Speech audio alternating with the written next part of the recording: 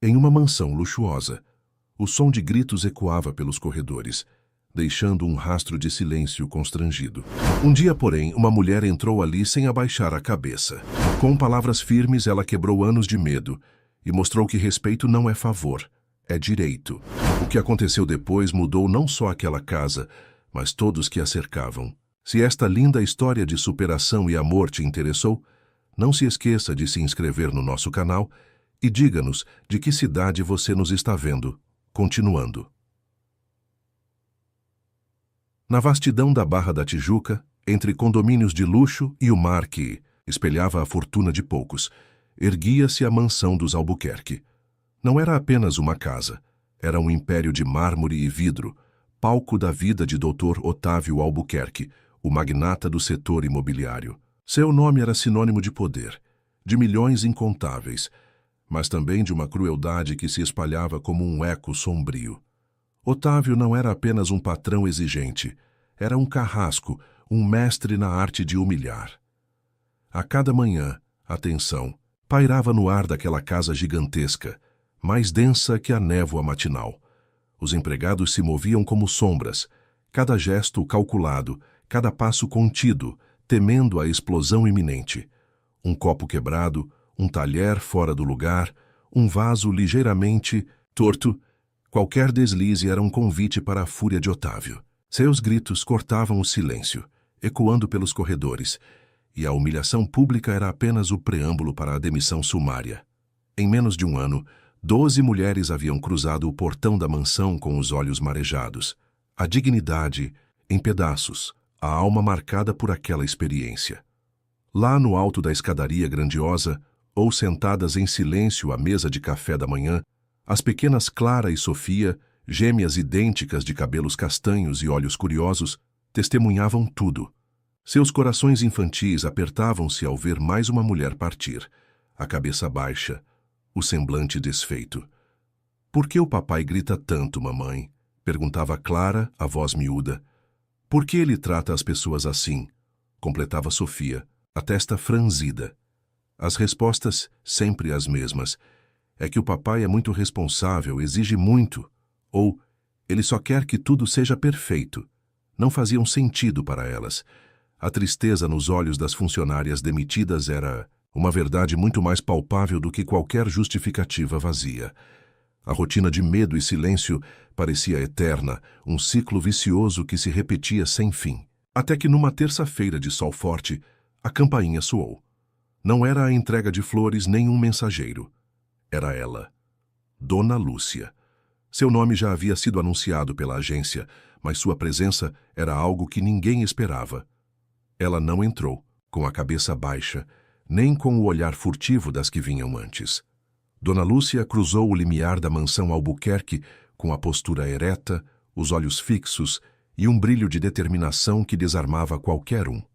Não havia hesitação em seu andar, apenas uma certeza inabalável. Ela não era mais uma, ela era a diferença.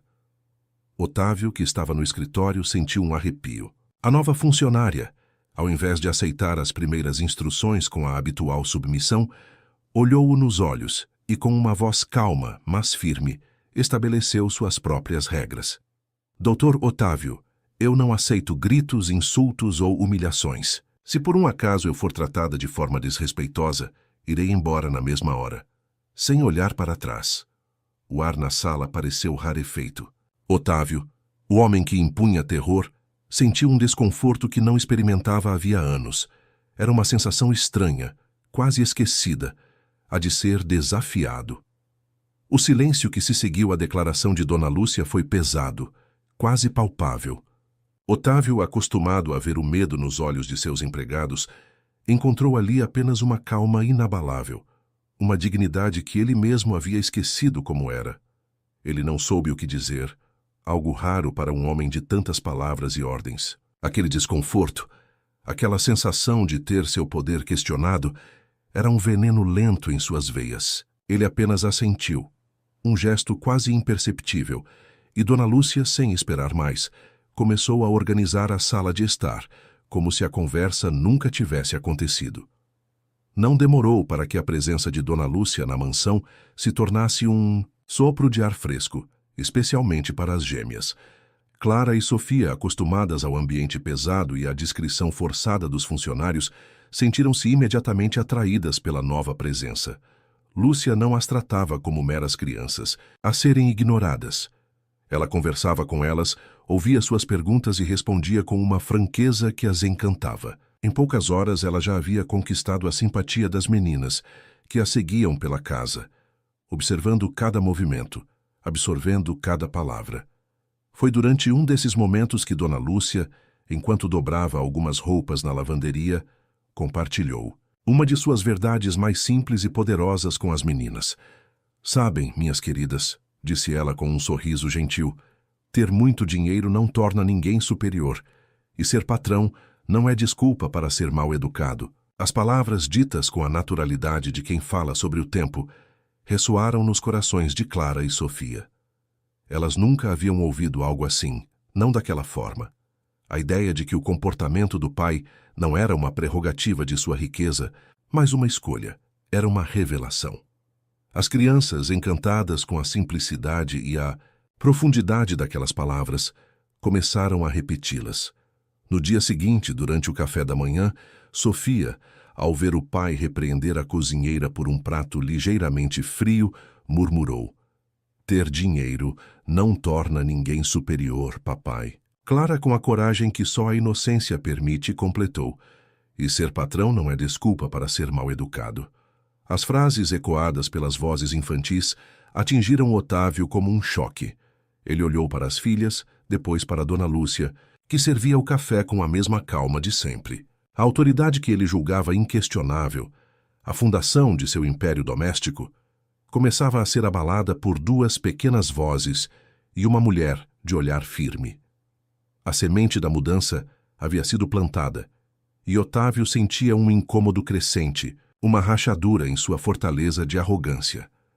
Os dias que se seguiram foram marcados por uma tensão sutil, quase imperceptível para quem não conhecia os bastidores da mansão Albuquerque. Otávio observava Dona Lúcia com um misto de curiosidade e irritação. Ela continuava com sua postura inabalável, cumprindo suas tarefas com eficiência e um profissionalismo que o desarmava. As gêmeas, por sua vez, pareciam cada vez mais à vontade com a nova funcionária, buscando sua companhia, compartilhando segredos e absorvendo suas lições de vida como esponjas. O que antes era um lar de silêncio e medo, agora tinha sussurros, de risadas infantis e conversas francas. Otávio tentou por diversas vezes retomar o controle. Pequenas provocações, comentários ácidos sobre a lentidão de algum serviço ou a maneira como algo havia sido feito. Mas Dona Lúcia não caía nas armadilhas. Ela respondia com uma lógica impecável, com soluções práticas ou simplesmente com um silêncio eloquente que o fazia se sentir ainda mais exposto. Ele percebia que suas táticas habituais de intimidação não funcionavam com ela. Pior, sentia que a cada tentativa frustrada perdia um pouco mais de sua autoridade, não só sobre Dona Lúcia, mas sobre suas próprias filhas, que observavam tudo com atenção redobrada. A semente plantada por Dona Lúcia nas mentes das meninas florescia a cada dia. Elas passaram a questionar mais, a observar as interações do pai com os outros funcionários com um olhar crítico. "Papai, por que a senhora do jardim está regando as plantas no sol forte? Não faz mal para ela?" perguntou Sofia um dia, enquanto Otávio lia o jornal. "Ela está fazendo o trabalho dela, Sofia", respondeu ele, sem tirar os olhos das páginas. "Mas a Dona Lúcia disse que é importante cuidar das pessoas também, não só das plantas", retrucou Clara, com uma convicção que o fez levantar os olhos e encará-las. O confronto definitivo, aquele que Otávio sabia que viria, aconteceu durante o almoço. A mesa estava posta com a perfeição habitual, mas o clima era carregado. Otávio, talvez para reafirmar sua posição, começou a enumerar uma lista de tarefas para Dona Lúcia, uma sequência de afazeres impossíveis de serem cumpridos em um único dia com prazos apertados e exigências descabidas. Ele esperava a habitual submissão, talvez um murmúrio de concordância, mas em vez disso, ouviu um não, firme e calmo, que ecoou pela sala de jantar. As gêmeas que comiam, em silêncio, levantaram os olhos, surpresas. Otávio ficou paralisado, o garfo suspenso no ar. Como assim, não? Ele perguntou, a voz baixa, mas carregada de uma raiva contida. Dona Lúcia, sem alterar a expressão, olhou diretamente para ele. Doutor Otávio, esta lista de tarefas é impossível de ser cumprida com a qualidade que o senhor exige e em um único dia. É desumano. A ousadia da resposta, dita na frente de suas filhas, fez o sangue de Otávio ferver. Ele estava prestes a explodir, a gritar, a demiti-la, ali mesmo. Mas Dona Lúcia não lhe deu tempo. Ela continuou, e suas próximas palavras o atingiriam de uma forma que ele jamais esperaria. Dona Lúcia manteve o olhar firme, sem desviar. As gêmeas observavam a cena, apreensivas, sentindo a tensão no ar. A voz de Lúcia, no entanto, permaneceu, calma. Quase um sussurro que, paradoxalmente, preenchia todo o ambiente. Doutor Otávio, ela começou, e a formalidade de seu tratamento em meio àquele desafio tornava suas palavras ainda mais impactantes. O senhor gostaria que, no futuro, suas filhas, Clara e Sofia, fossem tratadas pelos maridos delas da mesma forma que o senhor trata as mulheres que trabalham para o senhor?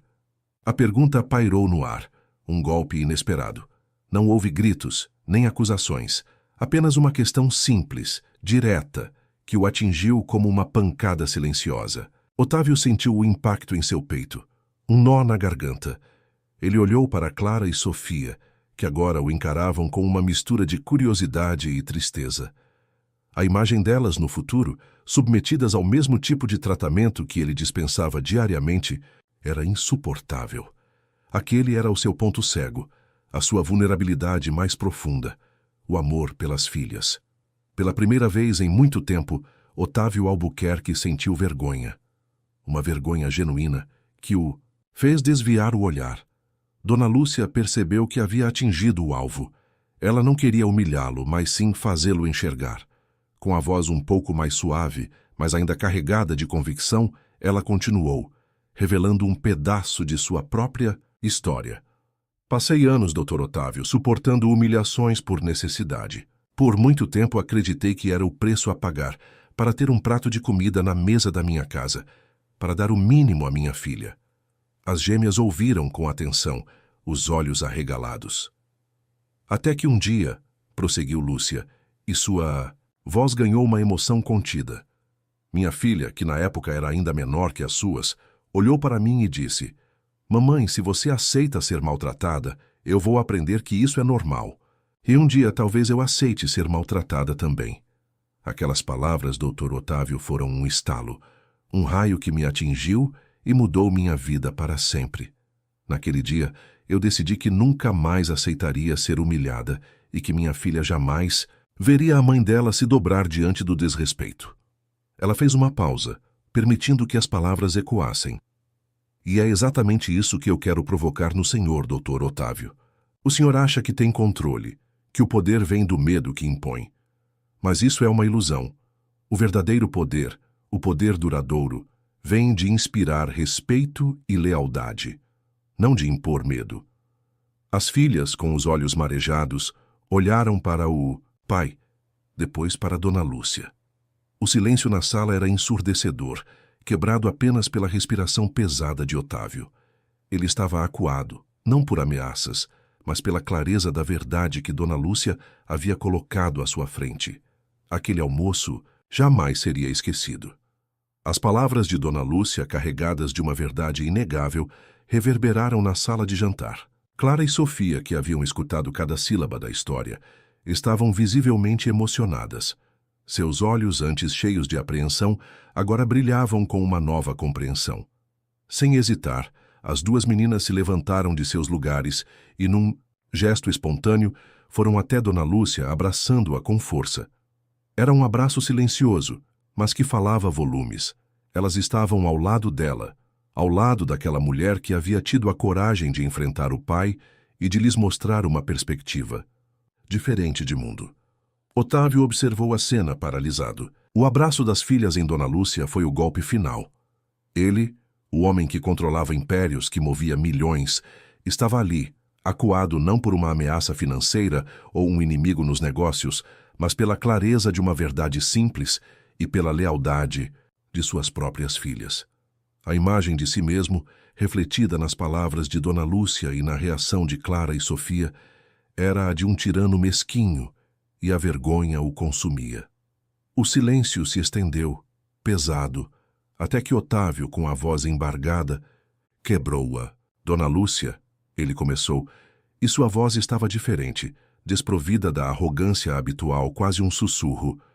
Eu não sei o que dizer. Ele respirou fundo, tentando organizar os pensamentos. O que a senhora disse, a história da sua filha, me atingiu de uma forma que nada nunca me atingiu antes. Ele olhou para as gêmeas que ainda abraçavam Lúcia e depois para a funcionária com um olhar que misturava arrependimento e uma estranha admiração.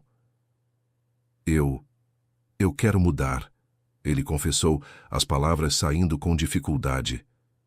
Eu não. Quero que minhas filhas pensem que isso é normal.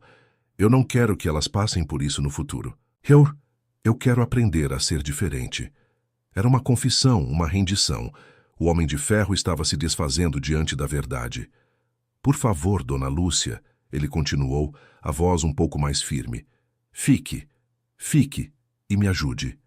Me ensine a ser um pai melhor, um patrão melhor, uma pessoa melhor.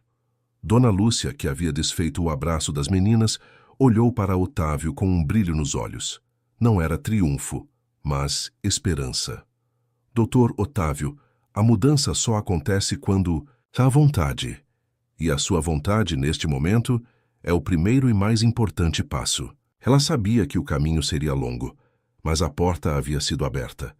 Como prova de sua sinceridade, Otávio fez algo que jamais imaginaria. Ali mesmo, na frente de suas filhas e de Dona Lúcia, ele pegou seu celular. Com as mãos ligeiramente trêmulas, começou a ligar para as ex-funcionárias, uma por uma. A cada ligação, a mesma frase, dita com uma humildade que ele nunca havia demonstrado. Eu liguei para pedir desculpas. Eu agi de forma errada, fui cruel e injusto. Eu sinto muito. A última ligação foi para a funcionária que ele havia demitido injustamente há apenas algumas semanas. As meninas observavam, boquiabertas, a transformação do pai. A mansão, antes um palco de tensão, começava a respirar um ar diferente. As ligações de Otávio se estenderam pela tarde. Cada uma delas, um exercício de humildade e coragem. As ex-funcionárias, chocadas com o contato inesperado, reagiam de maneiras diversas, algumas com desconfiança, outras com surpresa e algumas, poucas com uma ponta de esperança. Otávio não esperava perdão imediato, nem mesmo compreensão. Seu objetivo era apenas plantar a semente do arrependimento e talvez da reparação. Ele sabia que o dano causado não seria desfeito em um dia, mas aquele era o primeiro passo para reconstruir não apenas sua imagem, mas, mais importante, sua própria essência. Clara e Sofia, sentadas ao lado do pai no sofá da sala, observavam cada ligação com fascínio. Elas nunca o tinham visto tão vulnerável, tão humano. Aquele homem de negócios implacável estava ali, com a voz embargada, pedindo desculpas sinceras. Dona Lúcia, por sua vez, continuava suas tarefas, mas seus ouvidos estavam atentos e um sorriso discreto brincava em seus lábios. Ela sabia que a mudança era um processo e que a confissão de Otávio era um sinal poderoso de que ele estava de fato comprometido. Nos dias que se seguiram, a mansão dos Albuquerque passou por uma transformação notável. O ambiente, antes pesado e silencioso, começou a respirar leveza. Otávio, antes um ditador doméstico, passou a tratar todos os funcionários com uma consideração que beirava o impensável. Ele começou a perguntar sobre suas famílias, a se interessar por suas vidas, a ouvir suas sugestões. Os gritos foram substituídos por conversas calmas, as ordens por pedidos e a humilhação por um respeito genuíno. A mudança mais visível, no entanto, foi a relação de Otávio com suas filhas. Ele passou a dedicar mais tempo a elas, a ouvi-las de verdade, a brincar. As refeições, antes momentos de silêncio tenso, tornaram-se ocasiões de risadas e conversas animadas. Clara e Sofia, antes tímidas e apreensivas, floresceram sob a nova atmosfera. Elas viam no pai não mais o monstro que as assustava, mas um homem que estava tentando de verdade ser melhor. E isso, para elas, era o maior presente. Dona Lúcia, observando tudo, sentia uma satisfação profunda. Ela não havia apenas mantido seu emprego. Ela havia iniciado uma revolução silenciosa dentro daquela casa. Sua presença era um lembrete constante da dignidade e do respeito. E Otávio, em vez de se ressentir, parecia absorver cada lição. Ele a procurava para pedir conselhos, para discutir como poderia melhorar ainda mais o ambiente de trabalho. Aquele homem, antes tão arrogante, agora buscava orientação em sua própria funcionária. Uma manhã, Otávio chamou Dona Lúcia ao seu escritório. Ele estava sentado à sua mesa gigantesca, mas seu semblante era de humildade. Dona Lúcia, e ele disse, eu tenho pensado muito sobre o que a senhora me disse, sobre o verdadeiro poder. E eu percebi que a senhora não só me ensinou isso, como também me mostrou como é importante valorizar as pessoas. Ele fez uma pausa e um sorriso sincero, algo raro em seu rosto, surgiu. Eu tenho uma proposta para a senhora. Uma proposta que pode mudar não só a sua vida, mas a vida de muitas outras pessoas. Dona Lúcia o olhou curiosa, sentindo que algo grande estava prestes a acontecer. Dona Lúcia sentiu um misto de surpresa e curiosidade. Aquele não era mais o Otávio Albuquerque que ela havia conhecido na primeira semana. A arrogância havia sido substituída por uma humildade genuína, e a fúria por uma calma ponderada. Ela assentiu, convidando-o a continuar. Otávio se inclinou ligeiramente sobre a mesa, os olhos fixos nos dela. Dona Lúcia, a senhora me abriu os olhos para algo que eu nunca enxerguei. Que o valor de uma pessoa não está no que ela tem, mas em quem ela é e em como ela trata os outros. E eu percebi que, com todo o meu dinheiro e influência, eu não estava usando nada disso para o bem. Ele fez uma pausa buscando as palavras certas. Eu quero mudar isso, e quero que a senhora me ajude. Ele, então, revelou sua proposta. Eu quero criar uma nova agência de empregos, uma agência diferente de todas as outras. Uma agência que não apenas conecte pessoas a oportunidades, mas que as capacite, que lhes dê dignidade, que as proteja de abusos. Uma agência onde o respeito seja o pilar fundamental, tanto para quem busca trabalho, quanto para quem oferece. Os olhos de Dona Lúcia se arregalaram. Era uma ideia grandiosa, ambiciosa e que tocava profundamente em suas próprias experiências. E eu quero que a senhora seja a diretora dessa agência. Otávio continuou, a voz firme e cheia de convicção. A senhora tem a experiência, a sabedoria e, acima de tudo, a humanidade que eu preciso para fazer isso funcionar. Eu fornecerei todo o capital, a estrutura, os recursos. A senhora trará a visão, os valores, o coração. Juntos, podemos transformar a vida de muitas pessoas que, como a senhora, um dia precisam de uma chance e de um ambiente de trabalho justo. Dona Lúcia ficou em silêncio por um longo momento, processando a magnitude da proposta. Era um convite para não apenas sair de sua posição atual, mas para se tornar uma força de mudança, uma voz para aqueles que não tinham voz. Ela pensou em sua própria jornada, nas humilhações que havia suportado, nas lágrimas de tantas mulheres que haviam passado por aquela mesma mansão. Pensou em sua filha, na lição que havia aprendido e que agora a impulsionava. Um sorriso lento e determinado surgiu em seus lábios. Doutor Otávio, ela disse, sua voz carregada de emoção. Aceito. Aceito não apenas pela oportunidade, mas pela chance de construir algo que realmente faça a diferença. Algo que garanta que outras pessoas não passem pelo que eu passei, pelo que tantas outras passaram. A partir daquele dia, a mansão Albuquerque se tornou um centro de planejamento e esperança. Otávio, com sua mente estratégica, e Donas Lúcia, com sua sabedoria e compaixão, começaram a desenhar os planos da nova agência. Clara e Sofia, agora mais envolvidas do que nunca, ouviam as conversas, absorvendo os valores de empatia e justiça que permeavam cada decisão. Aquele império de mármore e vidro, antes um símbolo de tirania, estava prestes a se transformar em um farol de oportunidade e dignidade para muitos.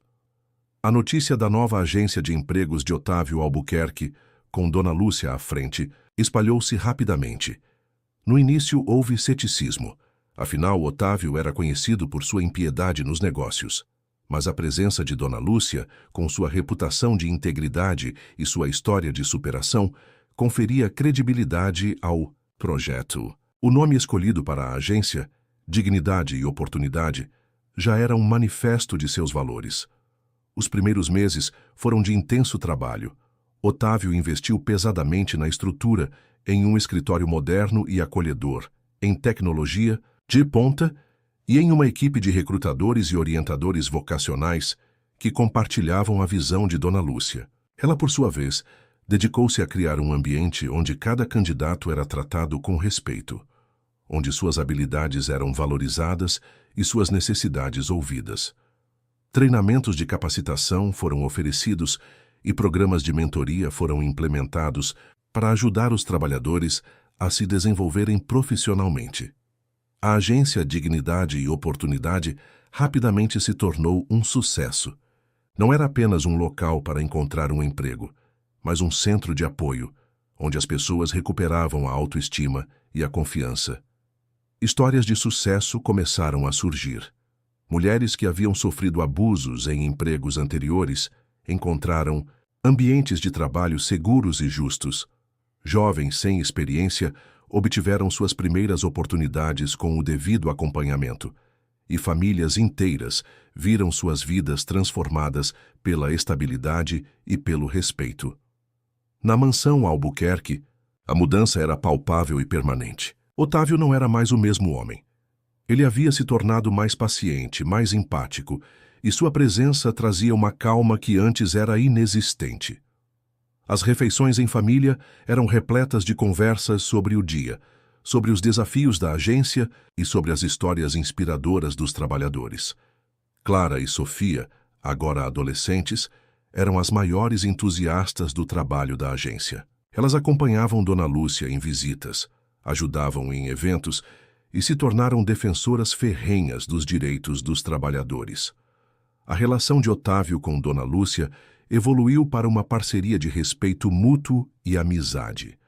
Ele a via não apenas como uma diretora competente, mas como a pessoa que havia salvado sua família e o ensinado o verdadeiro significado de humanidade. Ela, por sua vez, o via como um homem que, apesar de seus erros passados, teve a coragem de mudar e de usar seu poder para o bem. Um dia, enquanto Dona Lúcia e Otávio revisavam relatórios de impacto da agência, Clara e Sofia entraram no escritório. "Papai, Dona Lúcia", disse Clara com um sorriso. "A gente estava pensando, e se a gente criasse um programa para ensinar as crianças sobre o que é respeito no trabalho, sobre dignidade? Começar desde cedo, sabe?" Sofia completou.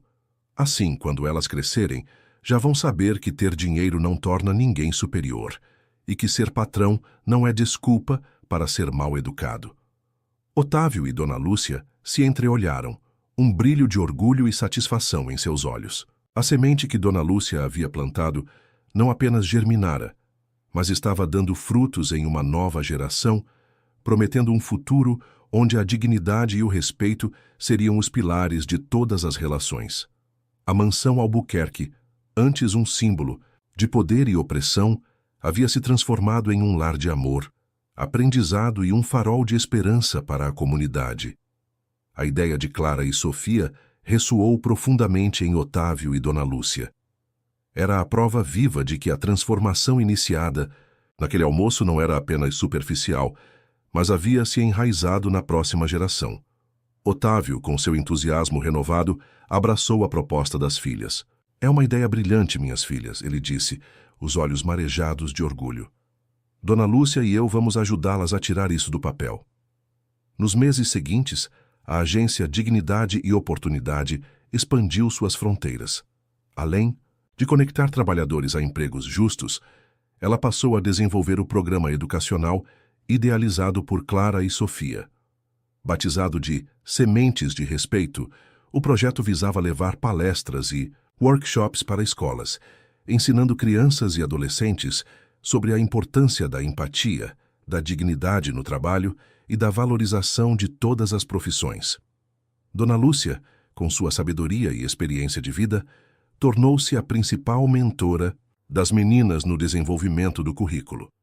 Clara e Sofia, com a energia e a paixão da juventude, dedicavam-se de corpo e alma aos Sementes de Respeito. Elas pesquisavam, criavam materiais didáticos lúdicos e, com o apoio de uma equipe pedagógica montada pela agência, começaram a visitar escolas. A mensagem era simples, mas poderosa. Cada pessoa merece ser tratada com dignidade, independentemente de sua função ou posição social. As histórias de Dona Lúcia, contadas de forma adaptada, tornaram-se parte integrante das aulas, ilustrando com clareza o impacto do respeito e do desrespeito.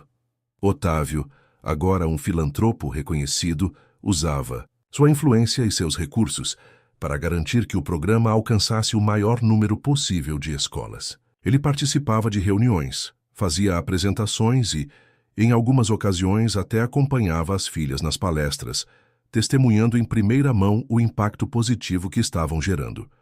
Ver Clara e Sofia defendendo com tanta convicção os valores que ele próprio havia demorado tanto para aprender era a maior recompensa. A mansão Albuquerque, que um dia fora um símbolo de poder isolado e arrogância, transformou-se em um epicentro de ativismo social e humanitário. As reuniões de negócios de Otávio agora incluíam discussões sobre responsabilidade social. Os jantares em família eram recheados de relatos sobre as conquistas da agência e do programa Sementes de Respeito. A casa, antes fria e formal, pulsava com a energia de um propósito maior. Anos se passaram. A agência Dignidade e Oportunidade se tornou uma referência nacional, com filiais em diversas cidades. Dona Lúcia, com o título de presidente honorária, continuava a guiar a organização com sua visão e sabedoria, enquanto uma equipe expandida, liderada por profissionais que ela mesma havia capacitado, garantia a continuidade do trabalho. O programa Sementes de Respeito foi incorporado ao currículo de muitas escolas, formando gerações de jovens mais conscientes e empáticos. Clara e Sofia, já adultas, seguiram caminhos que as mantiveram conectadas ao legado de Dona Lúcia e à transformação de seu pai. Clara tornou-se advogada, especializando-se em direitos trabalhistas e defendendo incansavelmente os mais vulneráveis. Sofia dedicou-se à educação, tornando-se uma pedagoga renomada, focada em desenvolver currículos que promovessem a inteligência emocional e o respeito às diferenças desde a infância. Otávio Albuquerque, um homem transformado, dedicou o resto de sua vida a promover a justiça social e a apoiar iniciativas que valorizassem a dignidade humana. Ele nunca esqueceu o almoço que mudou sua vida, nem as palavras de Dona Lúcia. Aquela mulher simples, que ele havia tentado humilhar, havia se tornado sua maior professora, a bússola moral que o guiou para uma vida de verdadeiro propósito e significado. A mansão, antes um castelo de solidão e poder, era agora um monumento vivo à redenção e ao impacto transformador da dignidade e do respeito. Muitos anos se passaram desde aquele almoço transformador na mansão Albuquerque. As paredes que antes ecoavam a tirania de Otávio, agora ressoavam com as vozes de gerações que haviam crescido sob a égide do respeito e da dignidade. A agência Dignidade e Oportunidade não era mais uma iniciativa local. Havia se tornado um modelo global, com filiais em diversos países, replicando o sucesso de sua metodologia, baseada na valorização humana. O programa Sementes de Respeito era parte integrante de currículos escolares em todo o mundo, moldando mentes jovens para um futuro mais justo e empático. Otávio Albuquerque, com os cabelos grisalhos e o rosto marcado pelas rugas do tempo, mas com um brilho sereno nos olhos, era um homem completamente diferente. Ele havia se aposentado dos negócios tradicionais, dedicando-se integralmente à filantropia e à expansão dos projetos sociais. Sua antiga mansão, longe de ser um refúgio isolado, tornara-se um centro de encontros, debates e celebrações da dignidade humana. Em uma tarde ensolarada de primavera, a mansão estava mais uma vez repleta de vida. Era o aniversário de 20 anos da fundação da agência Dignidade e Oportunidade. Dona Lúcia, agora uma senhora de cabelos brancos e sorriso gentil, sentava-se em uma poltrona na sala de estar, observando a movimentação com um olhar de profunda satisfação. Ela não era mais a empregada, mas a matriarca espiritual daquela família e daquela instituição. Sua sabedoria e compaixão continuavam a ser a bússola moral de todos. Clara e Sofia, mulheres maduras e realizadas, circulavam pela sala, cumprimentando convidados, ex-funcionários da agência que haviam prosperado, educadores do programa, Sementes de Respeito e muitos outros cujas vidas foram tocadas por seu trabalho. Clara, a advogada, debatia com paixão sobre novas leis trabalhistas, enquanto Sofia, a pedagoga, compartilhava histórias de crianças que haviam aprendido a valorizar a diversidade e o respeito. O legado de sua mãe, a filha de Dona Lúcia, vivia em cada uma de suas ações. Otávio aproximou-se de Dona Lúcia, sentando-se a seus pés. Ele pegou a mão dela, um gesto de carinho e gratidão que se tornara natural entre eles. Lúcia, ele disse, com a voz embargada pela emoção, olhe para tudo isso. Tudo começou naquele almoço, com as suas palavras. Eu era um homem cego, perdido em meu próprio poder. A senhora me mostrou o caminho. Dona Lúcia sorriu apertando a mão dele. Otávio, a semente já estava em você. Eu apenas ajudei a regar. A verdadeira mudança veio do seu coração, da sua vontade de ser um homem melhor. E veja o que construímos juntos. Ela olhou para Clara e Sofia, que riam com um grupo de crianças. Elas são o futuro, e elas aprenderam a lição mais importante de todas. A mansão Albuquerque, com suas paredes de mármore e seus jardins exuberantes, não era mais um símbolo de opulência vazia. Era um testamento vivo da redenção, da força da verdade e do poder transformador da dignidade. O almoço, que havia começado com uma demissão injusta e um confronto doloroso, havia se tornado a pedra fundamental de um império de compaixão, provando que o verdadeiro poder reside não em dominar os outros, mas em elevá-los. E assim, a história da família Albuquerque e de Dona Lúcia continuava a ser contada, um lembrete eterno de que a humanidade e o respeito são os maiores legados que se pode deixar. Os anos se desdobraram em décadas, e a semente plantada por Dona Lúcia floresceu em uma floresta de dignidade e respeito que se estendia por todo o país e além. A agência Dignidade e Oportunidade não era mais apenas uma organização. Ela se tornara um pilar da sociedade, influenciando políticas públicas e inspirando outras empresas a adotarem práticas de trabalho mais justas e humanas. O programa Sementes de Respeito havia sido incorporado ao currículo nacional, garantindo que as futuras gerações crescessem com uma compreensão intrínseca do valor de cada indivíduo e da importância da empatia. Otávio Albuquerque, agora um patriarca venerado, passava seus dias na mansão, que se transformara em um centro de inovação social. Ele recebia líderes de governo, empresários e ativistas de todo o mundo, compartilhando a história de sua transformação e o modelo de sucesso da agência. Sua voz, antes usada para dominar, agora era um instrumento de inspiração e advocacia por um mundo mais equitativo. Ele encontrou uma paz profunda, uma plenitude que o poder e a riqueza jamais haviam proporcionado. Clara e Sofia, em seus papéis de liderança, eram as herdeiras não apenas de um império financeiro, mas de um legado moral. Clara, como advogada, renomada, fundou um escritório de advocacia focado em litígios trabalhistas de grande impacto, garantindo que as leis fossem aplicadas com justiça e que os direitos dos trabalhadores fossem inabaláveis. Sofia, por sua vez, tornou-se uma figura proeminente na educação, desenvolvendo metodologias inovadoras que integravam o respeito à diversidade e à inteligência emocional em todos os níveis de ensino. Elas eram a personificação da mudança, vivendo os valores que Dona Lúcia havia ensinado a seu pai. Dona Lúcia, em sua 9ª década de vida, continuava a ser a alma daquele movimento. Sua presença na mansão era uma constante, um lembrete silencioso da origem de tudo. Ela passava suas manhãs no jardim, cuidando das flores com a mesma dedicação com que havia cultivado a semente do respeito na família Albuquerque.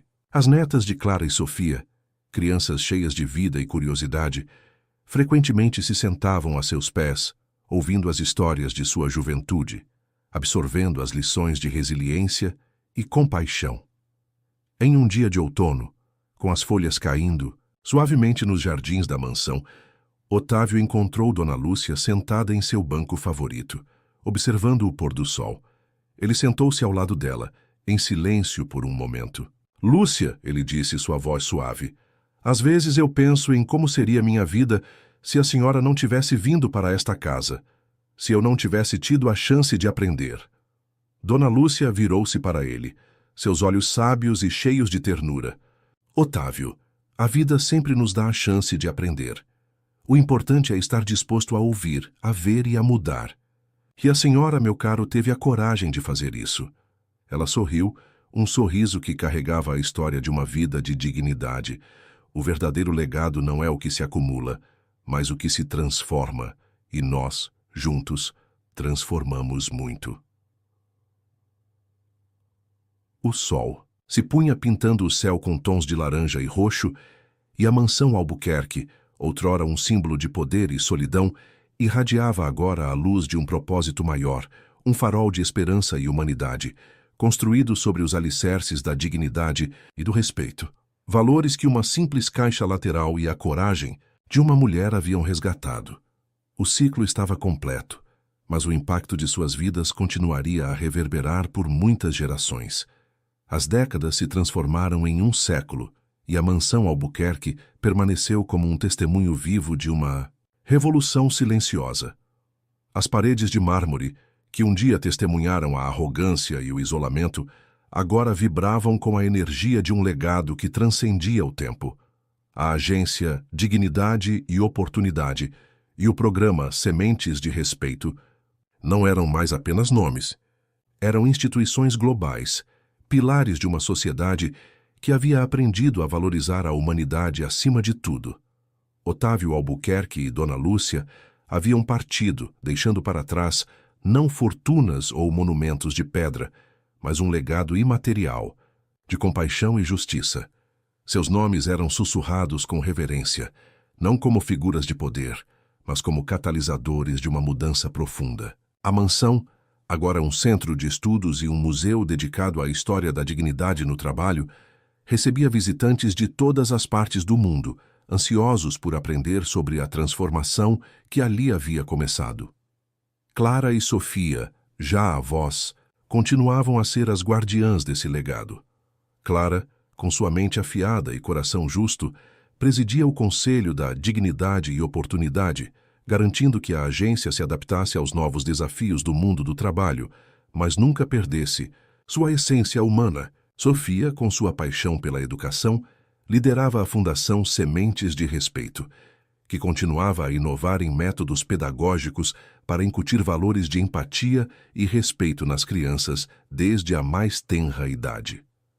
Em um dia de primavera, uma jovem estudante de história, neta de Sofia, caminhava pelos corredores da mansão. Ela carregava um livro antigo, um diário que havia pertencido a Dona Lúcia. Parou em frente a uma vitrine, onde repousava uma pequena caixa de madeira, simples e desgastada pelo tempo. Era a caixa lateral que Dona Lúcia havia usado para guardar seus pertences mais preciosos. A jovem abriu o diário em uma página marcada e leu em voz alta para si mesma. O verdadeiro poder não está em quanto se tem, mas em quanto se é capaz de dar. Não está em dominar, mas em elevar. Não está em construir impérios de mármore, mas em edificar pontes de respeito entre as pessoas. Ela olhou para a caixa lateral, depois para as fotos antigas de Otávio, Dona Lúcia, Clara e Sofia, sorrindo juntos. Compreendeu que aquela caixa aparentemente tão insignificante era o ponto de partida de tudo. Era o símbolo da humildade, da resistência e da capacidade de uma única pessoa de transformar um mundo. A história da mansão Albuquerque não era sobre riqueza ou poder, mas sobre a redenção, a empatia e a prova de que a dignidade humana é o mais valioso de todos os tesouros.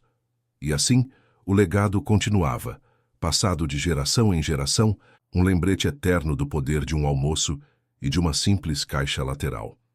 O tempo implacável e transformador continuou sua marcha. Séculos se passaram desde o almoço, que mudou para sempre a trajetória da família Albuquerque e, por extensão, de uma parte significativa do mundo.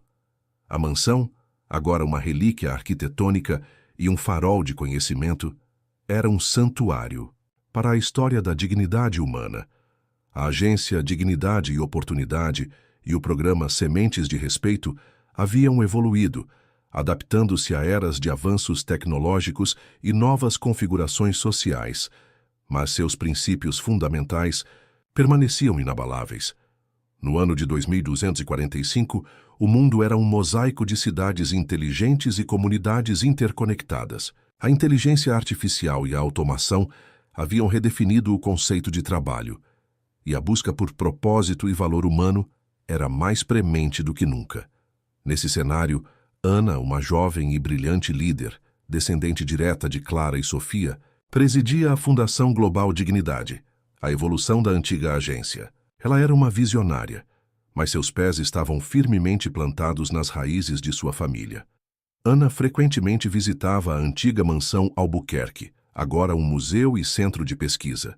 Seu lugar favorito era a sala de exibições dedicadas aos fundadores. Ali, sob uma luz suave, repousava a pequena caixa lateral de madeira, o artefato mais reverenciado de toda a coleção. Para Ana não era apenas um objeto, era um portal para o passado, um lembrete tangível da coragem e da resiliência. Naquele ano, a Fundação enfrentava seu maior desafio, a ascensão dos algoritmos de otimização humana, programas de IA que prometiam maximizar a produtividade individual, mas que, na prática, ameaçavam desumanizar as interações e reduzir as pessoas a meros dados. Havia um debate acalorado sobre como a Fundação deveria se posicionar. Muitos clamavam por uma oposição ferrenha, temendo a perda da essência humana. Ana, no entanto, buscou inspiração na história. Ela passou horas na mansão, lendo os diários de Dona Lúcia e os registros de Otávio, mergulhando nas narrativas de como a dignidade havia sido resgatada em um tempo de desumanização diferente. Ela compreendeu que a luta não era contra o progresso, mas pela humanização dele. Em um congresso global, Ana apresentou sua visão. Não podemos temer o futuro, nem nos apegar cegamente ao passado, ela declarou. Dona Lúcia não se opôs a Otávio por ele ser um empresário, mas por ele ter esquecido a humanidade. Nosso papel hoje, assim como o deles, é infundir dignidade e respeito em cada nova ferramenta, em cada nova tecnologia. Os algoritmos de otimização humana não devem nos otimizar para a máquina, mas para a nossa própria humanidade. Sua proposta era revolucionária: trabalhar com os desenvolvedores de IA para incorporar princípios éticos e de dignidade no cerne dos algoritmos, garantindo que a tecnologia servisse ao bem-estar humano e não o contrário. Ela propôs a criação de um selo de dignidade digital, uma certificação para tecnologias que respeitassem a autonomia, a privacidade e o valor intrínseco de cada indivíduo. A ideia foi recebida com entusiasmo. A Fundação Global Dignidade, sob a liderança de Ana, iniciou uma nova era provando que o legado de Dona Lúcia e Otávio não era estático, mas um farol em constante evolução, guiando a humanidade através dos desafios de cada época. A pequena caixa lateral silenciosa em sua vitrine continuava a ser o símbolo daquele primeiro ato de coragem, um lembrete eterno de que, em qualquer era, a dignidade humana é o alicerce mais forte para um futuro verdadeiramente próspero. Iniciativa de Ana, o selo de dignidade digital, não demorou a ganhar força. Inicialmente vista com ceticismo por algumas das gigantes da tecnologia, a certificação rapidamente se tornou um diferencial competitivo. Consumidores, cada vez mais conscientes do impacto da inteligência artificial em suas vidas, começaram a exigir que os produtos e serviços digitais que utilizavam ostentassem o selo. Empresas que se recusavam a adotar os princípios éticos da Fundação Global Dignidade enfrentavam boicotes e perda de credibilidade, enquanto aquelas que abraçavam a causa viam sua reputação e, surpreendentemente, sua lucratividade crescer. Ana, com sua liderança firme e visão clara, orquestrava a expansão do programa. Ela sabia que a verdadeira batalha não era contra a tecnologia em si, mas contra a desumanização que ela poderia inadvertidamente causar. A Fundação Global Dignidade tornou-se uma ponte entre o avanço tecnológico e a preservação dos valores humanos. Equipes de engenheiros éticos e sociólogos trabalhavam incansavelmente para desenvolver diretrizes detalhadas para o selo, garantindo que a IA fosse projetada para aumentar o bem-estar humano, proteger a privacidade e promover a equidade, em vez de apenas otimizar a eficiência. Um dos casos mais emblemáticos foi o da Nexus Corp. Foi uma empresa que desenvolvia sistemas avançados de gestão de talentos baseados em IA. Seu algoritmo inicial, embora incrivelmente eficiente em identificar lacunas de produtividade e sugerir realocações, era percebido como frio e despersonalizado, gerando ansiedade e desmotivação entre os funcionários. A fundação interveio, não com o objetivo de proibir a tecnologia, mas de humanizá-la. Ana liderou as negociações, citando os princípios que Dona Lúcia havia defendido séculos antes. O respeito à individualidade, a importância da comunicação empática e o reconhecimento do valor intrínseco de cada trabalhador. Após meses de colaboração intensa, a Nexus Corp relançou seu sistema com o selo de dignidade digital. O novo algoritmo incluía módulos de feedback bidirecional, que permitiam aos funcionários expressar suas preocupações e aspirações, ferramentas de desenvolvimento de carreira personalizadas que consideravam o bem-estar mental e físico, e uma interface que promovia a transparência sobre como as decisões eram tomadas. O resultado foi um aumento notável na satisfação dos funcionários e na produtividade, provando que a dignidade não era um custo, mas um investimento. Ana, em um momento de reflexão na antiga mansão Albuquerque, sentou-se na poltrona favorita de Dona Lúcia. Ela olhou para a pequena caixa lateral na vitrine, sentindo uma conexão profunda com suas ancestrais. A luta é a mesma, vovó Clara, vovó Sofia, Dona Lúcia, Otávio, ela murmurou. Apenas o campo de batalha mudou. Antes, era a dignidade no trabalho físico, agora é a dignidade no espaço digital. Mas a essência permanece. Lembrar que por trás de cada dado, de cada algoritmo, há um ser humano. A mansão, com suas paredes centenárias, parecia respirar a sabedoria acumulada de gerações. Ela não era apenas um museu, mas um centro, vivo de inspiração, onde as lições do passado guiavam as inovações do futuro. O legado de um almoço transformador continuava a reverberar, garantindo que, mesmo em um mundo dominado pela tecnologia, a chama da dignidade humana nunca se apagasse. O selo de dignidade digital havia sem dúvida redefinido a paisagem tecnológica. Empresas de vanguarda competiam agora não apenas pela inovação, mas pela ética de seus algoritmos, exibindo o selo da Fundação Global Dignidade com orgulho. A organização, sob a liderança de Ana, havia se consolidado como a principal autoridade em ética de IA, uma guardiã da humanidade no vasto e complexo universo digital. No entanto, com cada avanço surgiam novas e mais sutis fronteiras para a dignidade.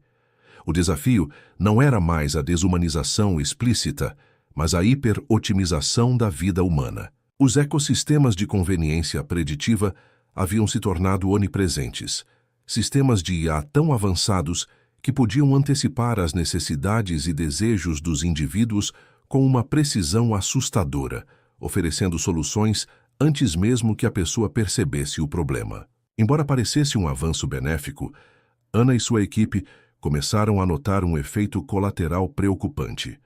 Uma diminuição gradual da capacidade humana de tomar decisões autônomas, de enfrentar desafios, de experimentar o atrito da vida que forja o caráter. As pessoas estavam se tornando passivas, suas vidas tão perfeitamente curadas pelos algoritmos que a própria essência da escolha e da descoberta estava em risco. Como se protege a dignidade quando a ameaça é a própria conveniência? Ana ponderou em uma reunião com seus conselheiros. Não é opressão, é um abraço tão apertado que sufoca a alma. A resposta para esse novo dilema não estava nos códigos ou nas leis, mas em uma compreensão mais profunda do que significa ser humano. Ana buscou refúgio na mansão Albuquerque, seu santuário de reflexão. Ela caminhou pelos jardins, agora um oásis de biodiversidade no meio da cidade futurista, e sentou-se na sala onde Dona Lúcia havia confrontado Otávio.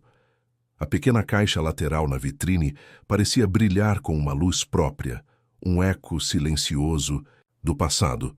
Ela se lembrou das histórias de Dona Lúcia, que sempre enfatizava a importância da liberdade de escolha, mesmo diante da adversidade. O respeito não era apenas sobre não oprimir, mas sobre capacitar. Otávio, em sua redenção, havia aprendido que o verdadeiro valor de um indivíduo não estava em sua produtividade, mas em sua capacidade de pensar, sentir e decidir por si mesmo. Inspirada, Ana convocou uma cúpula global, reunindo não apenas tecnólogos e éticos, mas também filósofos, artistas e educadores. Ela propôs um novo pilar para a Fundação Global Dignidade, o Programa de Ativação da Autonomia Humana. Não se tratava de proibir a IA preditiva, mas de desenvolver ferramentas e metodologias que ensinassem as pessoas a interagir com ela de forma consciente, a questionar suas sugestões, a buscar ativamente experiências fora do caminho otimizado. Seria um programa de desotimização intencional, incentivando a criatividade, a resiliência e a capacidade de abraçar o desconhecido. Nossa missão não é apenas proteger as pessoas da tecnologia, mas capacitá-las a viver plenamente com ela, Ana declarou. Dignidade no século XXII significa a liberdade de ser imperfeito, de escolher o caminho menos eficiente se ele for o mais significativo, de manter a chama da curiosidade e da descoberta acesa, mesmo quando tudo pode ser previsto. A mansão Albuquerque, silenciosa e majestosa, testemunhava mais uma vez a evolução de um legado. A semente plantada por Dona Lúcia, regada por Clara e Sofia e cultivada por Ana, continuava a florescer, adaptando-se a cada nova era, sempre defendendo a inalienável dignidade do espírito humano, um lembrete eterno de que a verdadeira otimização da vida reside na plenitude da experiência, não na perfeição algorítmica. O Programa de Ativação da Autonomia Humana, de Ana, foi recebido com uma mistura de curiosidade e apreensão. Em um mundo acostumado à conveniência preditiva, a ideia de desotimização intencional parecia contraintuitiva para muitos. No entanto, a Fundação Global Dignidade, com seu histórico de sucesso e a credibilidade construída ao longo de séculos, conseguiu mobilizar recursos e mentes brilhantes para a nova empreitada. A primeira fase do programa focou na educação. Escolas e universidades em todo o mundo começaram a implementar módulos que ensinavam os jovens a questionar os algoritmos, a entender como suas escolhas eram influenciadas e a cultivar um senso crítico sobre a informação que recebiam. Workshops de descoberta não otimizada incentivavam a exploração de hobbies e interesses sem a curadoria de IA, promovendo a serendipidade e a criatividade espontânea. As zonas de silêncio digital foram estabelecidas em comunidades, espaços onde a tecnologia era minimizada para permitir a interação humana pura e a contemplação. Ana, no entanto, sabia que a mudança mais profunda precisaria vir de dentro, da própria arquitetura dos ecossistemas de conveniência preditiva. Ela e sua equipe começaram a colaborar com as empresas de tecnologia para desenvolver modos de autonomia nos sistemas de IA. Esses modos permitiriam aos usuários escolher níveis de intervenção algorítmica, desde a assistência total até a sugestão mínima, onde o Sistema apenas apresentava opções sem prever a escolha, ou até mesmo um modo de desafio, que intencionalmente apresentava problemas ou cenários inesperados para estimular a resolução humana. O impacto foi gradual, mas profundo. No início, muitos usuários acharam os modos de autonomia desconfortáveis, preferindo a facilidade da predição. Mas, com o tempo, uma nova geração de exploradores da autonomia começou a surgir. Eles redescobriram o prazer da surpresa, a satisfação de superar um desafio sem ajuda e a alegria de fazer escolhas verdadeiramente suas. A criatividade e a inovação que haviam estagnado sob a otimização excessiva começaram a florescer novamente. Artistas criavam obras que desafiavam as tendências algorítmicas, cientistas faziam descobertas inesperadas ao seguir intuições não preditivas, e pessoas comuns encontravam novas paixões e conexões em caminhos que os algoritmos nunca teriam sugerido. A mansão Albuquerque, com suas janelas abertas para o futuro, continuava a ser o epicentro dessa revolução silenciosa.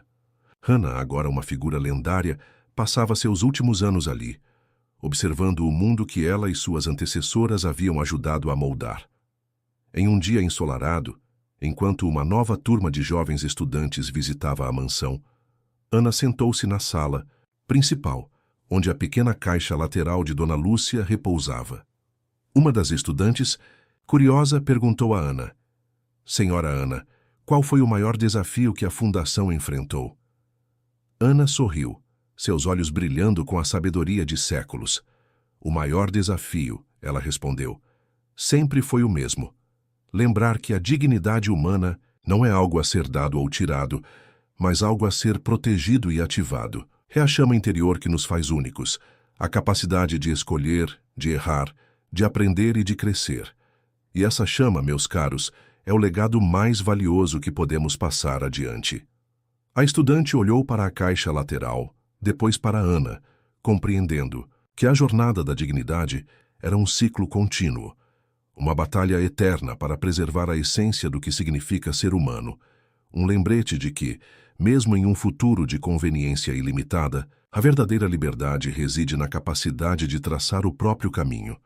Séculos se desdobraram em milênios, e a Terra, agora um planeta interconectado e tecnologicamente avançado, respirava o legado de uma era de ouro da dignidade humana. O programa de ativação da autonomia humana de Ana havia florescido, transformando-se em um pilar da educação e da cultura global. As pessoas do século XX eram conhecidas por sua criatividade vibrante, sua resiliência inabalável e uma profunda apreciação pela complexidade da vida. A escolha consciente era valorizada acima de tudo, e a interação com a inteligência artificial era uma parceria, não uma submissão. A mansão Albuquerque, um monumento histórico e um centro de estudos avançados em ética e humanidades, era um testemunho silencioso dessa evolução.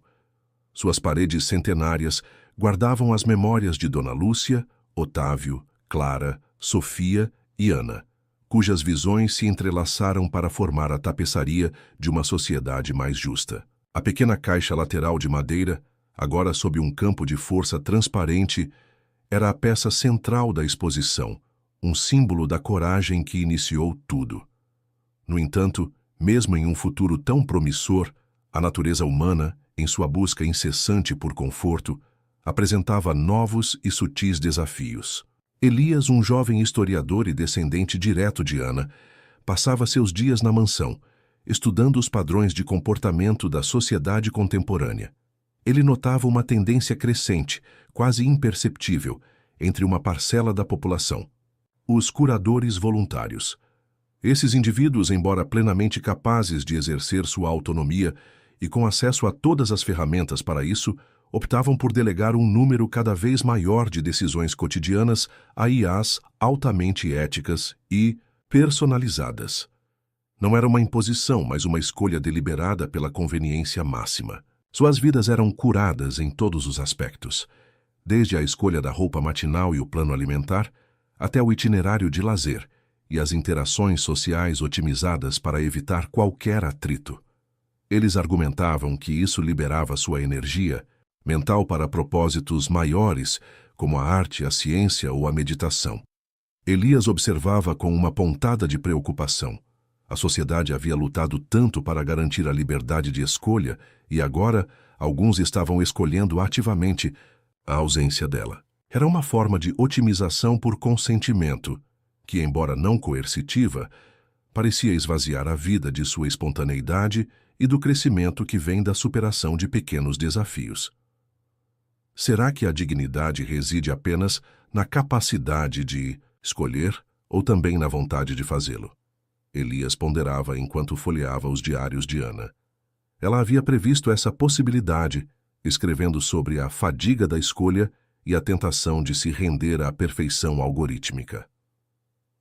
Numa tarde chuvosa, Elias sentou-se em frente à caixa lateral, o objeto que representava a primeira grande escolha de dignidade. Ele imaginou Dona Lúcia, uma mulher que, sem tecnologia ou grandes recursos, havia feito a escolha fundamental de manter sua individualidade e exigir respeito. Ela não tinha o luxo de delegar suas decisões. Cada passo era uma afirmação de sua autonomia. Elias percebeu que a luta pela dignidade nunca terminava. Não era apenas sobre proteger as pessoas da opressão externa, mas também sobre inspirá-las a abraçar a plenitude da experiência humana, com suas imperfeições, seus desafios e a beleza inerente à liberdade de traçar o próprio caminho. A caixa lateral, em sua simplicidade, continuava a sussurrar a verdade mais profunda. A dignidade não é apenas um direito, mas uma prática diária, uma escolha contínua de ser plenamente humano, mesmo quando o caminho da menor resistência se apresenta como a opção mais sedutora.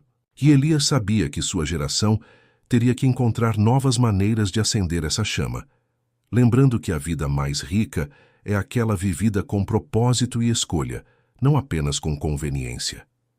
Elias sabia que a abordagem para os curadores voluntários não poderia ser a mesma das gerações anteriores. Não se tratava de lutar contra uma força opressora ou de regulamentar uma tecnologia mal intencionada. Era uma questão de convencer as pessoas a abraçar a plenitude da vida, mesmo quando a conveniência máxima acenava. A coerção seria contraproducente, a inspiração era o único caminho. Ele passou semanas imerso nos arquivos da Fundação Global Dignidade, buscando paralelos, não em grandes confrontos, mas em momentos de sutil persuasão. Encontrou um trecho de um discurso de Sofia, a filha de Clara, que falava sobre a beleza da imperfeição planejada na arte e como essa imperfeição era, paradoxalmente, o que a tornava mais humana e ressonante. Elias percebeu que a vida, assim como a arte, ganhava profundidade através de suas imperfeições, seus desvios e seus momentos de atrito. Sua ideia começou a tomar forma. Não um programa de desotimização, mas de reencantamento da experiência. Elias propôs a criação de laboratórios de serendipidade, espaços físicos e digitais onde as pessoas seriam incentivadas a se desconectar intencionalmente dos ecossistemas de conveniência preditiva e a se engajar em atividades que promovessem a descoberta aleatória e a tomada de decisões não curadas. O primeiro laboratório de serendipidade foi inaugurado na própria mansão Albuquerque, utilizando seus jardins e salas históricas como cenários. Não havia algoritmos para sugerir o que fazer ou para onde ir. Os participantes eram convidados a seguir sua intuição, a explorar caminhos desconhecidos, a interagir com estranhos sem perfis pré-analisados e a se dedicar a projetos criativos sem metas otimizadas. Elias liderou o projeto com paixão, contando histórias de Dona Lúcia e sua resiliência, de Otávio e sua jornada de redenção, de Clara e Sofia e sua visão de uma sociedade mais justa, e de Ana e sua luta pela autonomia digital. Ele enfatizava que a verdadeira liberdade não estava na ausência de esforço, mas na capacidade de escolher o próprio esforço, de abraçar o inesperado e de encontrar significado nas pequenas e não curadas interações da vida. Os resultados foram surpreendentes.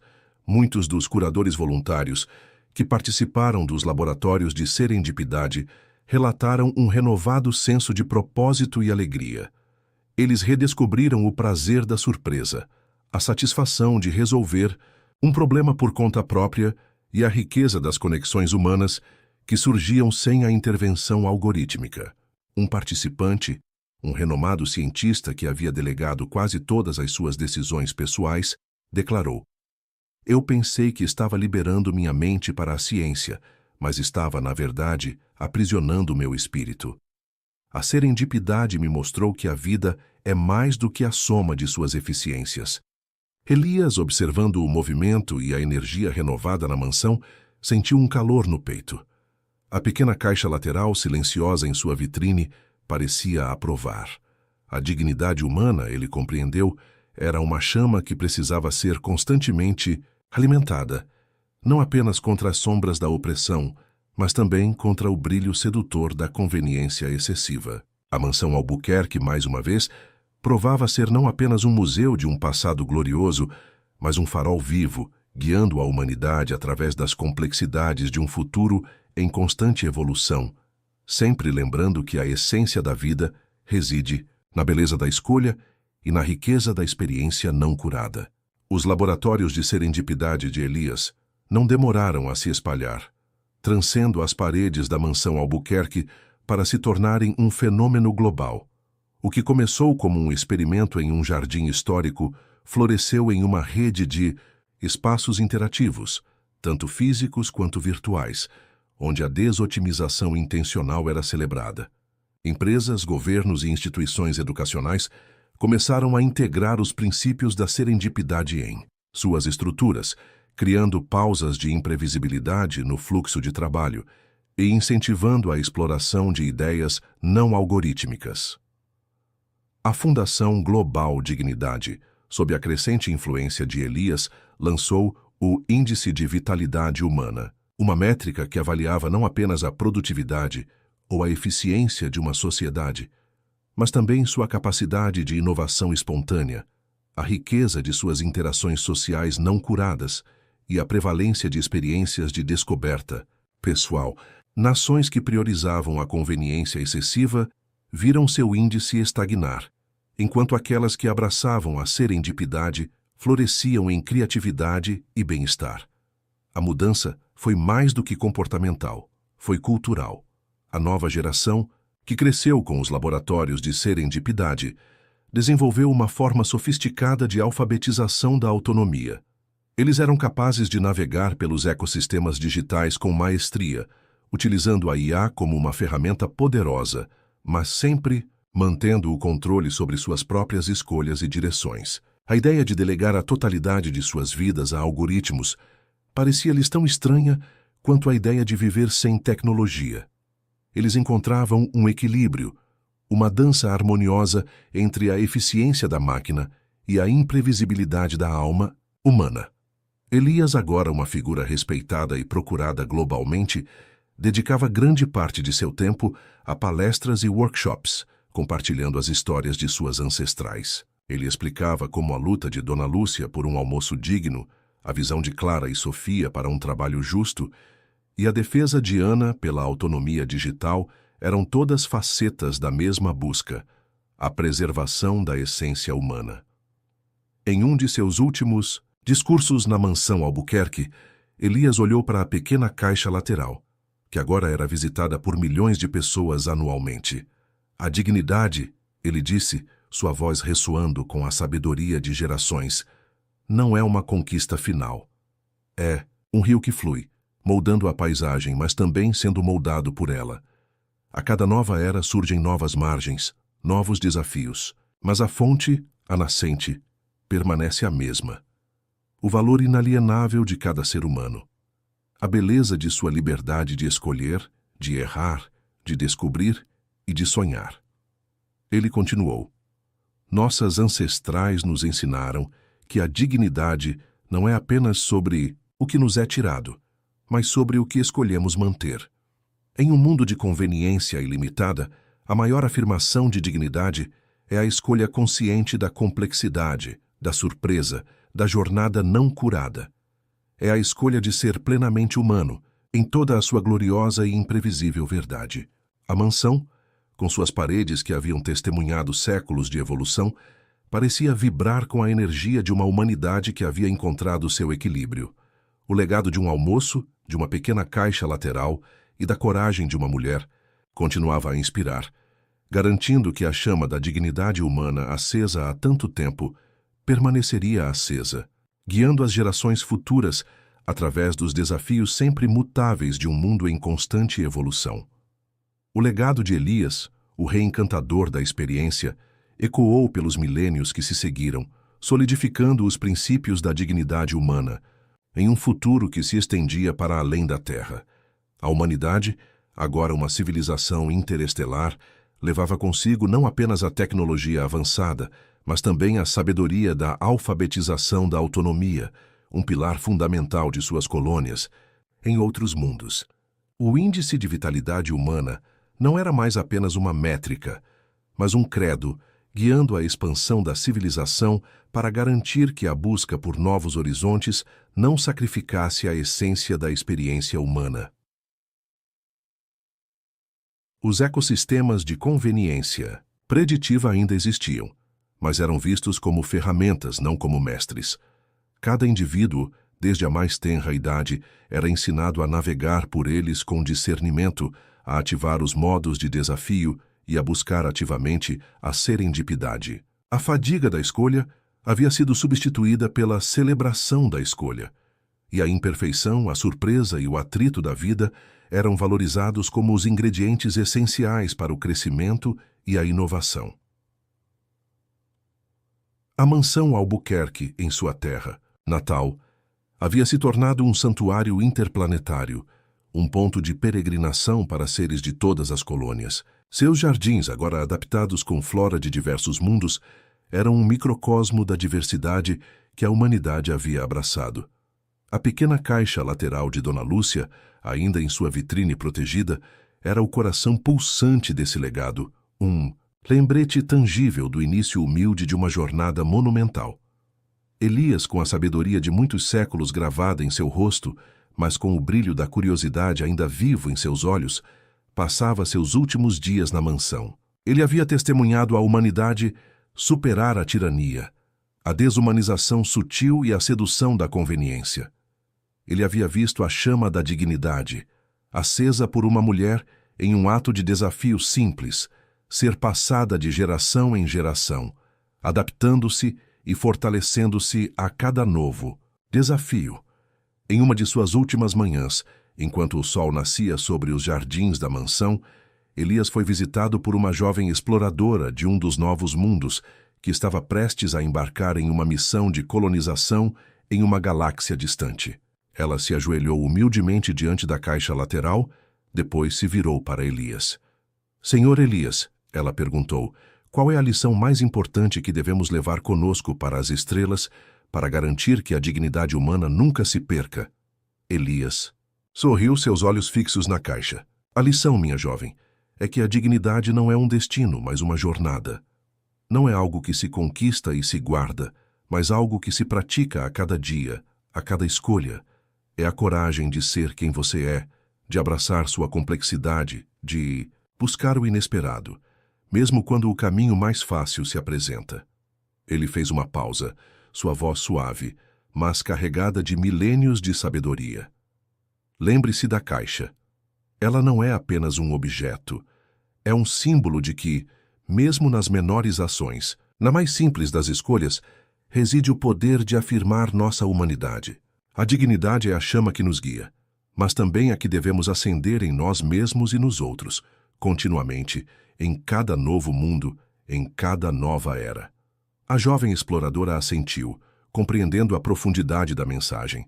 Ela se levantou, seus olhos fixos na caixa, e depois em Elias, absorvendo a essência de um legado que havia moldado o destino da humanidade. A mansão Albuquerque, imponente e serena, continuaria a ser o farol, e a pequena caixa lateral, o eterno lembrete de que a verdadeira grandeza de uma civilização não reside em sua tecnologia ou em sua expansão, mas na inabalável e eterna dignidade do espírito humano.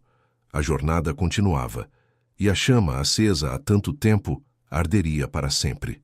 A notícia do falecimento de Elias, o último elo direto com as matriarcas fundadoras da dignidade humana, reverberou por toda a civilização. Interestelar. Não houve luto no sentido tradicional, mas uma vasta e profunda celebração de uma vida dedicada à preservação da essência humana. Em cada colônia, em cada nave exploratória, em cada assentamento em mundos distantes, as pessoas se reuniram para compartilhar histórias de como Elias e seus antepassados haviam moldado suas realidades. A mansão Albuquerque na Terra tornou-se o epicentro de uma vigília cósmica, com projeções holográficas de seres de todos os cantos da galáxia preenchendo seus vastos salões. A pequena caixa lateral, agora mais do que nunca um artefato sagrado, foi o foco dessa homenagem. Não era apenas a história de Dona Lúcia que era recontada, mas a de cada indivíduo que, ao longo dos milênios, havia feito a escolha consciente de abraçar a complexidade da vida em vez da conveniência algorítmica. O reencantamento da experiência não era mais uma iniciativa, era uma filosofia de vida, intrínseca à identidade da humanidade. A liderança da Fundação Global Dignidade passou para as mãos de uma nova geração, treinada nos princípios de Elias. Entre eles estava Lyra, uma jovem visionária de um mundo aquático distante, que havia crescido sob a influência direta dos laboratórios de serendipidade. Lyra não tinha as memórias diretas dos desafios do passado, mas possuía uma compreensão intuitiva da fragilidade da autonomia, mesmo em um futuro tão avançado. Ela sabia que a luta pela dignidade era uma vigilância eterna. Lyra e sua equipe enfrentavam um novo tipo de desafio, a dissonância existencial, um fenômeno sutil que começava a surgir em comunidades isoladas nas fronteiras do espaço. Longe da vibrante interconexão da Terra e das colônias centrais, alguns colonos, imersos em ambientes controlados e dependentes de IAs para a sobrevivência em condições extremas, começavam a perder o senso de propósito individual. Não era uma delegação de escolhas por conveniência, mas uma erosão da própria necessidade de escolha impulsionada pela vastidão e pela aparente insignificância do indivíduo perante o cosmos. Lyra compreendeu que a mensagem de Elias sobre a prática diária da dignidade precisava ser adaptada a essa nova realidade. Ela lançou o Programa de Ressonância Cósmica, que não se focava em desativar algoritmos, mas em criar experiências que forçavam a interação humana com o desconhecido e o imprevisível do universo, de forma segura, mas visceral. Isso incluía missões de exploração não curadas, projetos de arte colaborativos que exigiam improvisação e a criação de zonas de silêncio algorítmico, onde a única companhia era a própria mente e a vastidão estelar. A mansão Albuquerque, agora um centro de transmissão de conhecimento e inspiração para toda a galáxia, continuava a ser o coração dessa nova fase. A caixa lateral, um pequeno objeto de madeira, testemunhava em silêncio a resiliência da chama da dignidade, que ardia mais forte do que nunca, impulsionando a humanidade a não apenas sobreviver nas estrelas, mas a florescer com um propósito e uma autonomia que ecoavam a coragem de uma mulher em um século distante. A jornada da dignidade não tinha fim, apenas novos horizontes a serem explorados e novas chamas a serem acesas. O Programa de Ressonância Cósmica de Lyra encontrou resistência inicial. Para muitos colonos nas fronteiras, a ideia de desconforto intencional ou de exploração não curada parecia um luxo desnecessário, ou até mesmo um risco, em ambientes onde a otimização era crucial para a sobrevivência. As IAs de suporte de vida, programadas para a máxima eficiência, viam as zonas de silêncio algorítmico como ineficiências a serem corrigidas, gerando alertas e sugestões para otimizar o tempo e os recursos. Lyra, no entanto, não se intimidou. Ela sabia que a dissonância existencial não era um problema de lógica, mas de espírito.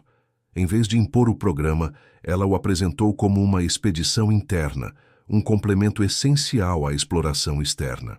As primeiras zonas de silêncio foram estabelecidas em ambientes controlados, como observatórios estelares remotos ou módulos de simulação de ambientes selvagens, onde a segurança era garantida, mas a imprevisibilidade da experiência era maximizada.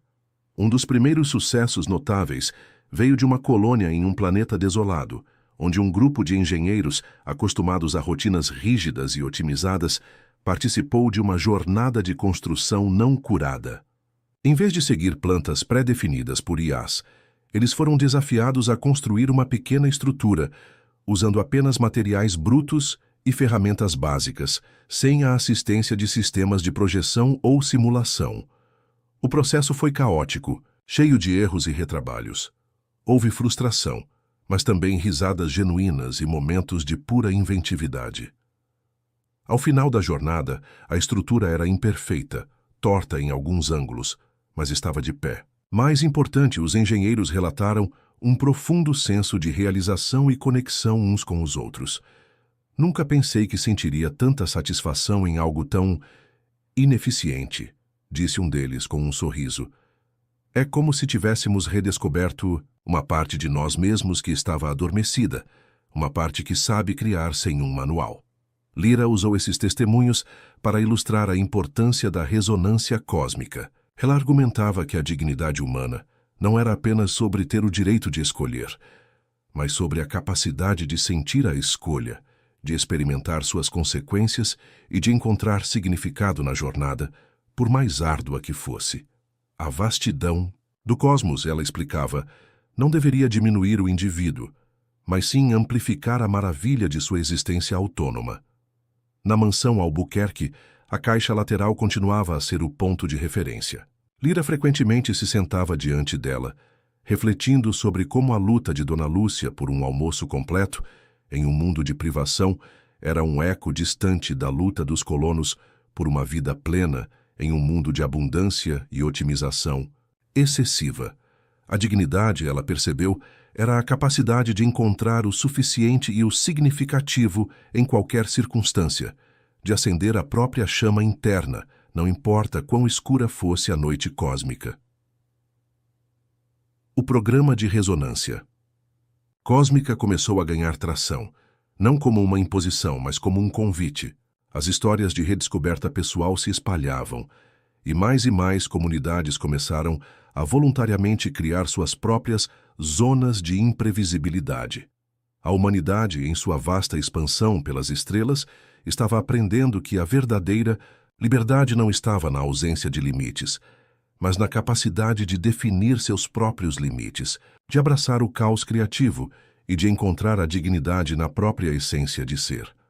O sucesso do programa de ressonância cósmica superou as expectativas de Lyra, o que começou como um experimento para combater a dissonância existencial. Nas fronteiras, rapidamente se tornou um movimento cultural que permeava todos os níveis da sociedade interestelar. A alfabetização da autonomia evoluiu para incluir uma apreciação profunda pelo desconforto produtivo, a ideia de que o crescimento e a inovação genuínos muitas vezes nascem da superação de desafios não otimizados. Em muitos mundos colonizados, os laboratórios de serendipidade de Elias foram reimaginados como nexos de descoberta, espaços onde a tecnologia avançada era intencionalmente subvertida para criar cenários de imprevisibilidade controlada.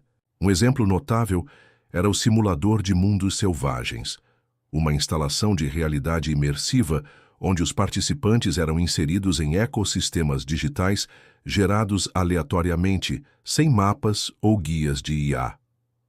A sobrevivência e a exploração dependiam inteiramente da intuição humana, da colaboração e da capacidade de adaptação a condições em constante mudança.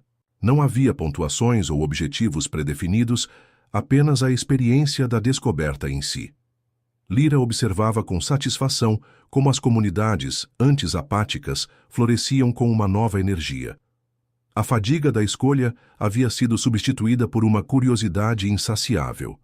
As pessoas não apenas toleravam a incerteza, elas a buscavam sabendo que era ali que a verdadeira vitalidade residia.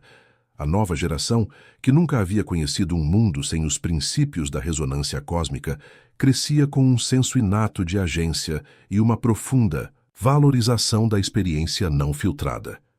Um dos maiores triunfos do programa foi a sua influência na exploração espacial. As missões de reconhecimento, antes totalmente automatizadas e guiadas por algoritmos preditivos, começaram a incorporar fases de exploração intuitiva. Tripulações humanas eram enviadas para setores inexplorados com dados mínimos, encorajadas a seguir sua intuição e a fazer descobertas não previstas pelos supercomputadores. Isso levou a encontros inesperados com novas formas de vida, a revelações geológicas surpreendentes e a avanços científicos que a lógica pura da IA nunca teria concebido. A humanidade estava redescobrindo a alegria da aventura, não por necessidade, mas por escolha. Na mansão Albuquerque, que agora era um centro de pesquisa e um museu vivo da dignidade humana, Lyra frequentemente se encontrava na sala da caixa lateral. Ela não apenas via o objeto de madeira, mas sentia a ressonância de todas as escolhas, grandes e pequenas, que haviam levado a humanidade até ali. A caixa não era apenas um lembrete do passado, era um espelho do presente e um guia para o futuro. É fascinante. Lyra ponderou em voz alta para um dos guardiões da mansão. Como a luta por um almoço completo se transformou na busca por uma vida completa no cosmos. A dignidade, no final das contas, é a coragem de ser quem você é, de abraçar a jornada e de encontrar significado na tapeçaria imprevisível da existência. A chama da dignidade, acesa por Dona Lúcia, alimentada por Clara, Sofia, Ana e Elias, agora ardia em cada estrela que a humanidade havia alcançado, uma luz eterna que guiava uma civilização que havia aprendido a valorizar não apenas o que podia construir, mas o que podia sentir, descobrir e, acima de tudo, escolher. O sucesso do programa de ressonância cósmica não apenas revitalizou o espírito humano, mas também aguçou sua percepção coletiva. As fases de exploração intuitiva nas missões espaciais, agora uma prática padrão, levaram a descobertas que transcendiam a mera catalogação de novos mundos. Em uma dessas missões, uma equipe de exploradores em um setor inexplorado da galáxia de Andrômeda detectou um padrão de energia que não correspondia a nenhuma forma de vida ou fenômeno cósmico conhecido. Não era uma civilização tecnológica, nem uma anomalia natural. Era algo mais profundo, mais fundamental.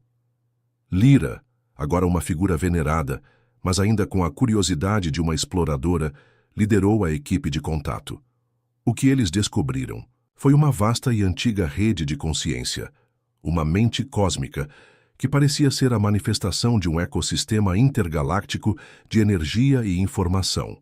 Essa entidade não possuía forma física no sentido humano, nem parecia ter indivíduos ou escolhas como os humanos as entendiam.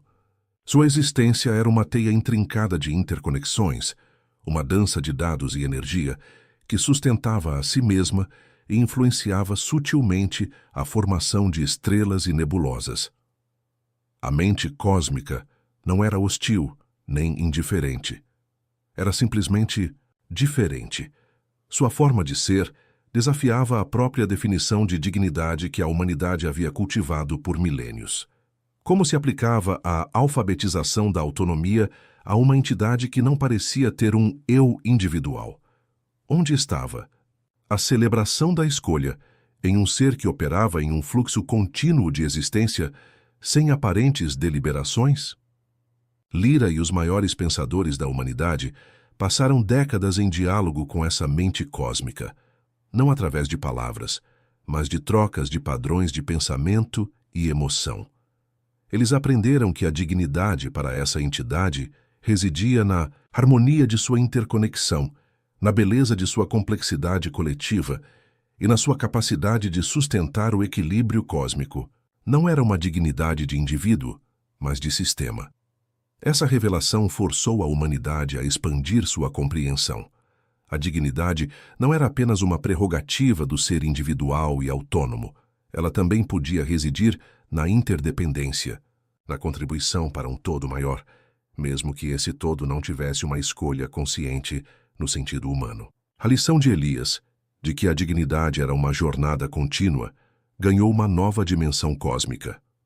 Na mansão Albuquerque, a caixa lateral de Dona Lúcia, agora vista não apenas como um símbolo da autonomia individual, mas também da profunda interconexão que começa com as menores ações, tornou-se um ponto de meditação para aqueles que buscavam entender essa nova fronteira da existência. Lyra, em seus últimos anos, sentava-se ali contemplando a vastidão do universo e a inesgotável capacidade da dignidade humana de se adaptar e de encontrar significado, não apenas em si mesma, mas em todas as formas de ser que o cosmos pudesse revelar.